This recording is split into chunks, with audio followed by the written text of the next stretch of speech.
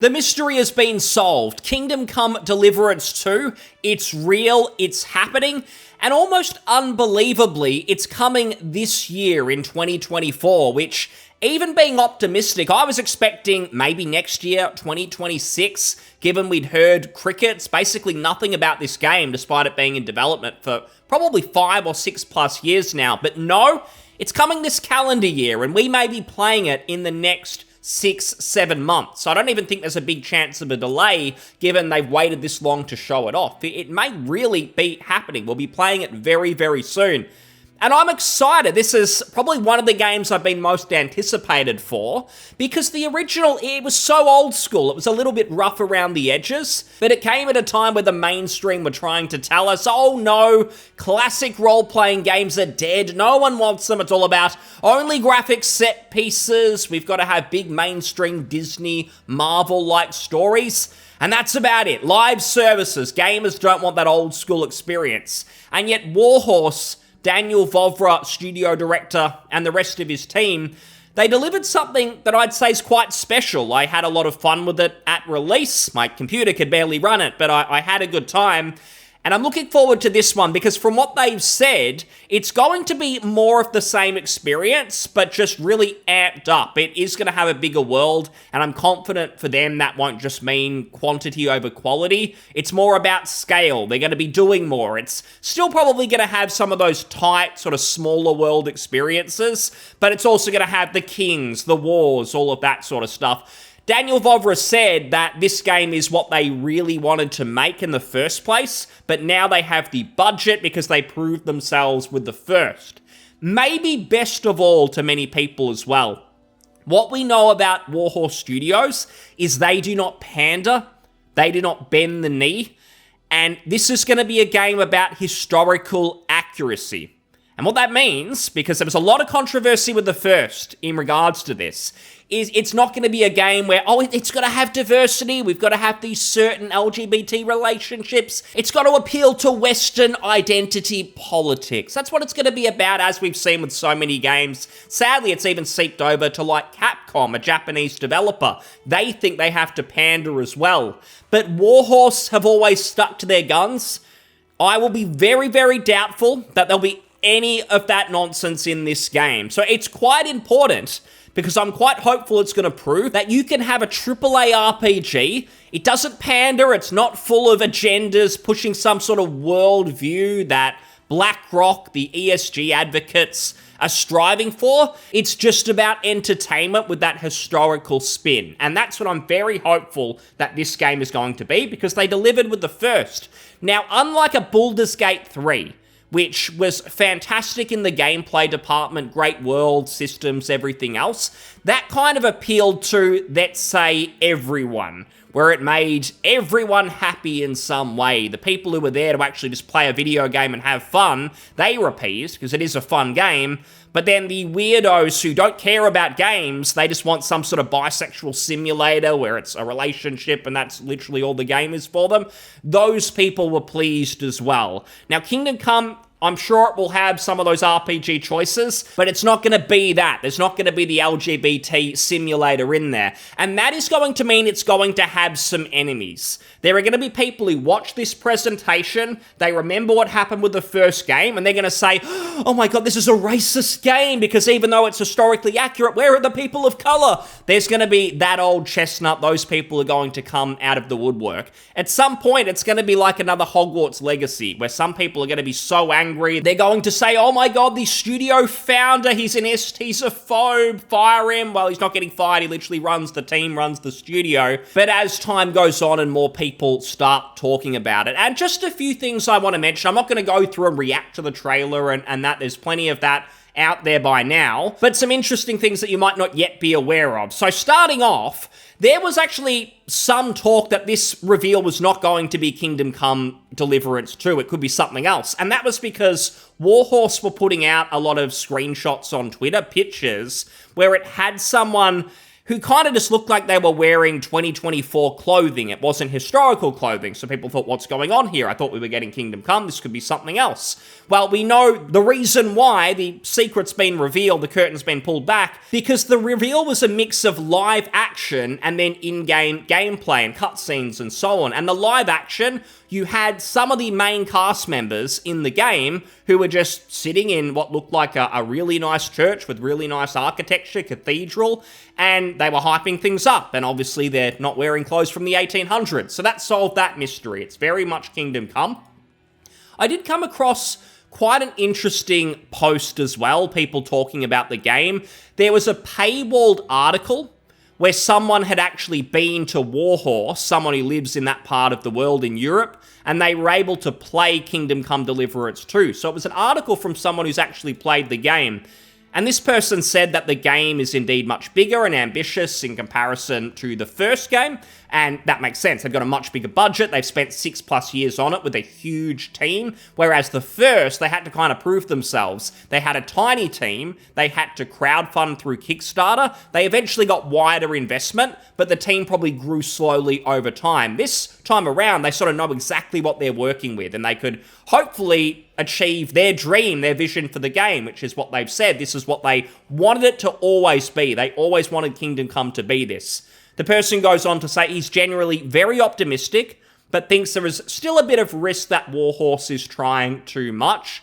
It's a fair point. It's something, I guess, just to be a little bit wary of, that the first game, a lot of people liked it because there were a lot of small stories in there. It wasn't this huge, sprawling, you're the hero of the world and you've got to save everyone, the universe. There were a lot of just small little tales in there that I think helped it to feel really grounded. So there could be some concern that when you get kings involved and it's all going to be wars and everything's happening, that maybe it gets a bit too big for what it's trying to do and you lose some of the strengths. But I do feel that the studios proved themselves. Daniel Vovra, the founder, he made the Mafia games, the good ones, Mafia 1 and 2 as well, not Mafia 3 and so on. So he's got that pedigree, and I think at least for now he deserves our confidence. Obviously, we can wait and see. But I try and give studios who just have a great track record the benefit of the doubt. And they've only made the one game, but a lot of those people there have a decent history behind them. So I'm confident, but it's good that this person isn't just sucking up. It makes me feel like it's all more realistic. It's not a paid article or something. Immersion is very important to the developers, and they added many small details, such as getting robbed when you pass out from drinking too much. You will then be able to track down someone in the city who is wearing your shoes. They've talked about a lot of this stuff, realistic exploding barrels, plenty of cool things, again, historically accurate, and they want to stay true to that setting, and make it be like a medieval simulator that does feel real and has those sorts of details. So any of that stuff, it's cool. The perks from Kingdom Come 1 have been reworked because they were generally disliked. I imagine there will be a bit of this. A lot of people who played the original, they didn't sort of have too much experience with maybe old school RPGs. And Baldur's Gate 3 kind of opened up that setting a little bit because it was pretty approachable. Even if you weren't familiar with D&D, it was pretty easy to sort of jump into, whereas Kingdom Come, maybe not the case. For instance, many people said the combat sucked, it's broken, but it isn't really. If you sort of get into that system, you give it some time and learn about it, it's actually quite cool. I think the save system might have been something else like that too, where people just aren't used to having limited saves in this day and age, that people couldn't really understand it. It just seemed like a limitation instead of something that adds to the game. And I don't really see it that way. I can sort of see what they were going for. It makes sense. But I think with the massive budget that they probably had for this, it will be more accessible. I don't think that's the end of the world. As long as they keep a lot of that old school influence, it doesn't pander, it is historically accurate, and they do what they're actually wanting to do. They don't just go, oh, we need to appease these weirdos in the West. As long as they do that, I'm okay with it being more approachable so it has success, and hopefully the studio can continue. The story is indeed much more epic. It includes the kings and so on. So again, that sort of epic world feel. Quest design feels different. More spectacle, big battles, that's part of the story. Less fetch quests, calm side missions. I'm fine with less fetch quests. I don't mind some sort of smaller side missions and tales. It doesn't all have to be an epic war. But yeah, get rid of fetch quests. I can live without them. 3 types of crossbows. Smallest type can be reloaded from horseback. That stuff looked pretty cool in the trailer. And then also mentioning that the new city, Kuttenberg, is as detailed as Ratay, but much bigger. I think I read somewhere that there's actually going to be 2 world maps. There's going to be one which is a bit smaller than the original Kingdom Come world, but then another that's about the same size. So if you add those together, you almost have twice the world size compared to the original. And when I hear that these days, I don't automatically get excited, because how many Assassin's Creeds do they say? 5 times the detail, 10 times the particles, or whatever they go on about. Skyrim, I think, had plenty of that. That doesn't excite me. Starfield, how many times bigger than Skyrim was it, and how much worse was it? So it's not really a thing. That's where quantity over quality kind of comes into it. But I do feel with what they've said about the detail, and they're not sacrificing that. There's more, but they've had more time to work on it. So you're sort of getting everything as good as Kingdom Come 1. We're adding that into the sequel. We're not sacrificing anything to make it bigger. That sounds like the approach. I hope it's the case. And I mean, if you just slow it down and you look at some of these cities and parts of the world as well, it looks phenomenal. I'm not someone who, I will only play games if the graphics are incredible. I still play games from the 90s and thoroughly enjoy them too. But in terms of just historics, that sort of European old school architecture, it really looks nice, and it's supported so much by the fact that, you know, you're not going to have, like, the medieval castle and then a trans person runs out and tells you to stop forgetting their pronouns. You know that's not going to happen in this. You know the developers are not insane. They care about the integrity of this world, and what we see is going to stay true to it. And it's not even like it's a fantasy setting. It is trying to be historically accurate. So I think we're blessed with that these days, because it's sad that this is so rare. And that we're sort of going, phew, it's not going to be one of those. Because every second game these days, it seems like the developer cares only about their personal worldview, and the game is just a vehicle to push that instead of being something fun for the player. So I'm so thankful that Warhorse are working on this. It's just that this should be the norm. It is very sad that that isn't the case. And I will say as well, I've seen a lot of comments from people understandably concerned, where they say, I hope this game's not just another woke game and I've got to ignore it, I've got to vote with my wallet. These days, you have to be wary, because, as I said, so many games have that. You sort of go searching for the ones that aren't. But I think this is a safe bet, because the studio founder, so Daniel Vovra, he got into a lot of hot water in 2015 onwards, before Kingdom Come came out, where he was just trying to really make his vision come to reality, which is to make a historical game set in Europe and make it real, not pander to people's worldviews. He's not living in the West. He shouldn't have to suck up to people in the West. He should be able to do his own thing. But some examples of what happened back then, he said here in a tweet, would you please explain to me what's racist about telling the truth? There were no black people in medieval Bohemia, period. And then you got these people, Daniel Vovra blames press for publicising his racist remarks about no medieval people of colour. Then he gets angry that not enough people are paying attention to his game. Well, he was totally wrong about that. The game was a huge success. That's why we're getting a sequel that's had plenty of time in the oven, because they're so confident in it. So, nice try. Didn't quite work out for you. So that is an example of Daniel Vovra just staying true to his vision and what he wanted to do.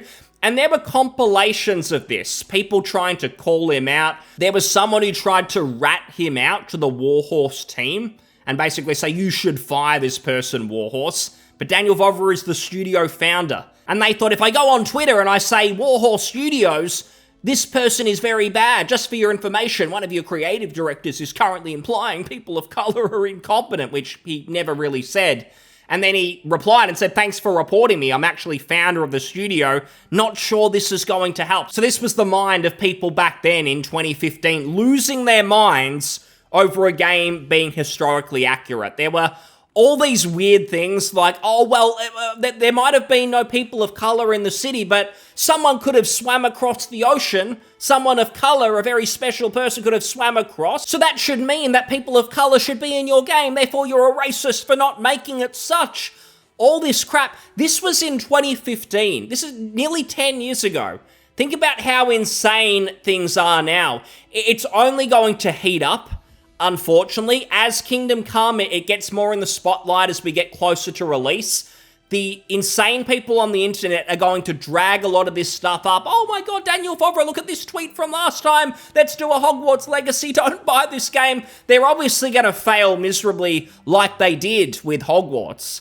So it's going to be funny. It's going to be entertaining, but just look out for it, because this won't be like a Baldur's Gate 3 where everyone seems to love it and that's it. It's going to have enemies, but it's an incredibly important game. I want it to find success. I don't want to blindly just say incredible pre-order. None of that. I mean, it's still got to stand on its own 2 feet as a game. But unless anything happens that suggests otherwise, I've got huge confidence in the team, Daniel Vovra. It looks incredible. It looks like it's going to be even more of what we got last time, more polished, perhaps better overall. They seem to have learned from the first, and some of those rough edges, I imagine, will be ironed out. I think it deserves a lot of people's support, and if it can be that AAA RPG that doesn't pander, no agendas, it could do so much for the genre. I hope it succeeds, and I look forward to laughing at the idiots who get offended by it. Thanks so much for listening. I'll see you on the next one. Cheers. Bye.